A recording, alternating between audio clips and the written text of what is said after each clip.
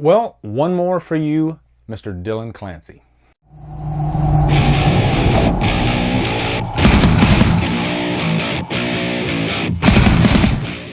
Lords of Salem stars Sheri Moon Zombie, Jeff Daniel Phillips, Ken Foree, and is directed by Rob Zombie. What's up, guys? It's time to review this movie right here, Lords of Salem. Big thank you to Matt Sauter, who sent this to me quite a while ago. Lords of Salem is a movie that I watched shortly after it came out. I did not make it through the whole movie. It's a very polarizing film. It's not for everybody, and up to a point, I checked out. And after I saw the movie, I struck up a friendship with Dylan Clancy. And if you have been watching my channel recently, or if you're on Killerflix, you know who Dylan is. Dylan passed away on the 9th of this month. And first off, big shout out to his aunt, Robin Clancy, who's taking care of his funeral arrangements and all that. And I've been working with her. But, I thought, why not go ahead and give Lords of Salem another watch? Because after my friendship ignited with Dylan, he told me about his love for this movie. He even owns the sweater that Sheri Moon Zombie wears in the movie. I kid you not. He was actually an extra in 31, and he had kind of a pen pal relationship with Sheri Moon Zombie and Rob Zombie, actually. So we used to talk all the time about Rob Zombie and Lords of Salem, and he'd literally be wearing the sweater that Sheri Moon Zombie wears on that cover of that movie. And it was just pretty wild. But I see what he did love about this movie. I think everybody has their own specific taste when it comes to movies. Not just horror movies, but movies in general. And Dylan definitely had his. He was passionate about a lot of different styles of filmmaking. Definitely Rob Zombie's films, Argento. I mean, he's the one that turned me on to Argento. If it wasn't for Dylan, I probably would have never saw a Giallo film. And now it's one of my favorite new genres that I've discovered for myself. And I thank Dylan for that. So I thought, I'll watch Lords of Salem one more time and, I guess watch it all the way through for the first time, which is what I did.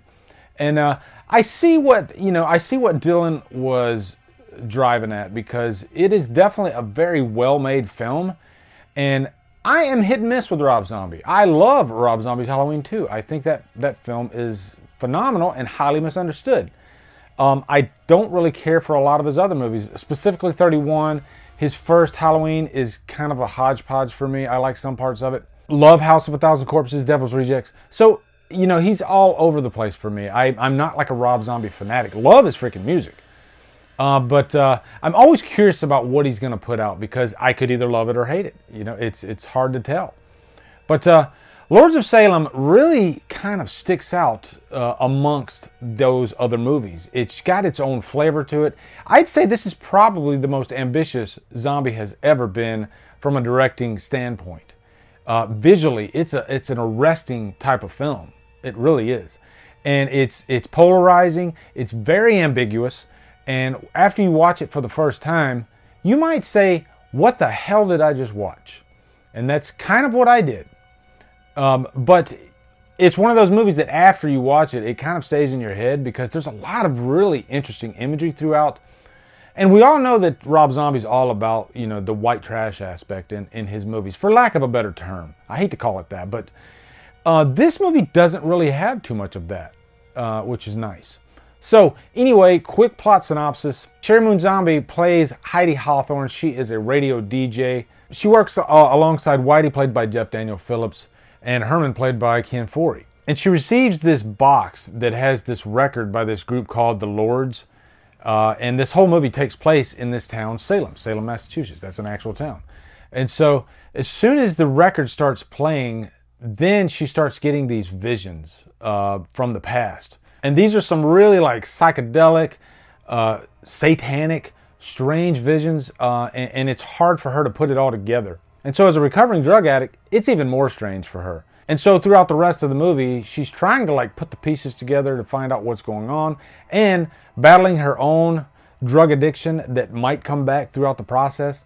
And let me just say, this movie gets dark as shit. I am not going to lie. Now, first off, there's a family aspect to this too, because she is a descendant of a Reverend Hawthorne. I think his name is Nathaniel.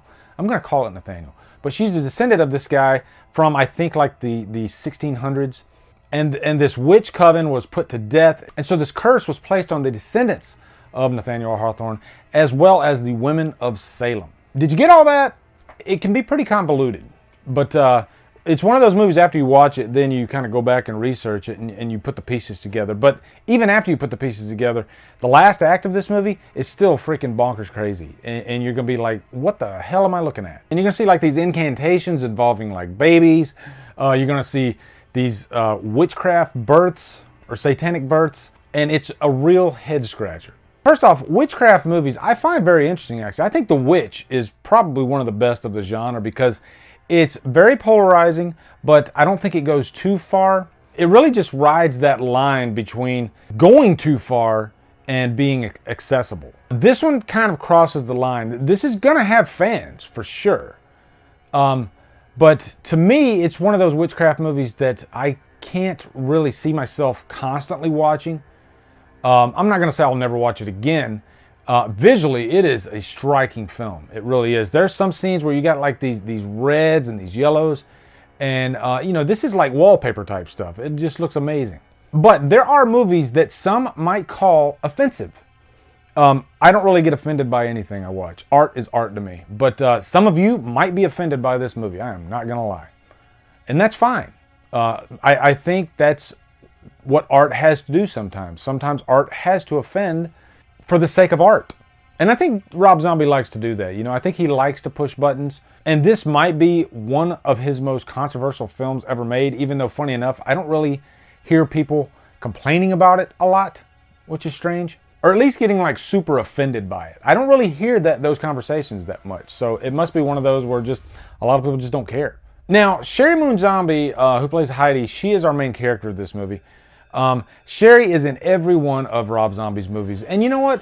I think it's a beautiful thing, actually. He loves his wife so much that he's willing to put her and give her a major part in every one of his movies that he does. And really, it's kind of a beautiful love story, if you think about it. He's crazy about this woman, as he probably should be. She is a very nice-looking woman. Beauty only goes so far, so obviously there's something there that he just, you know, I think they're like best friends. And is Sheri Moon Zombie a great actress? No, I don't think she is at all. I don't think she's a bad actress. I think she has a comfort zone, and I don't think she really goes to the Daniel Day-Lewis territory. And, you know, I think she does what she needs to do in this movie. Now, as far as, like, crying scenes, I don't think she, you know, she's one of those actresses that she kind of hides her emotional scenes. You know, she'll bury her head in her arms, which is what a lot of actresses do. And, you know, there's nothing wrong with that. It gets the scene, it gets through the scene and it gets the job done.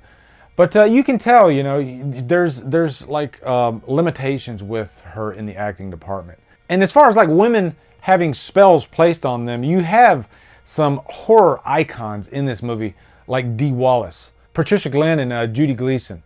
You know, Rob Zombie loves to use those horror icons from the 70s. And I dig that. I think that's cool. And I think they all do a great job in this, actually. You know, you can tell that they are seasoned actresses. And I gotta mention Jeff Daniel Phillips. I just love the guy. He just exudes charisma. And this movie's no exception. I wish he had a bigger part in this. He's kind of like the old boyfriend, I guess, of Heidi in this movie. And you know, he's the guy that's trying to be there for her while she's going through all this madness. And it's a nice touch. I really enjoyed him in this.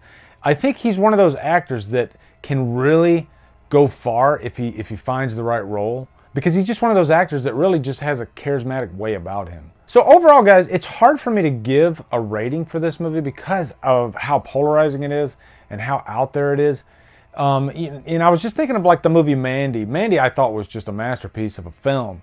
And I think that's because everything, to me anyway, was perfect in that, with the script, with the story, with the visuals, the score, everything. The score is actually great in this too, and I believe John Five does like most of the score in this movie.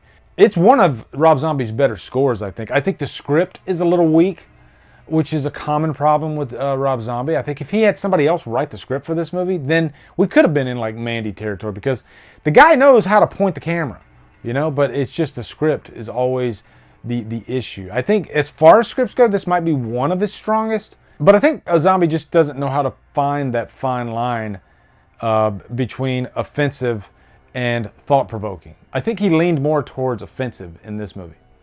Whereas I think The Witch and Mandy are more thought-provoking.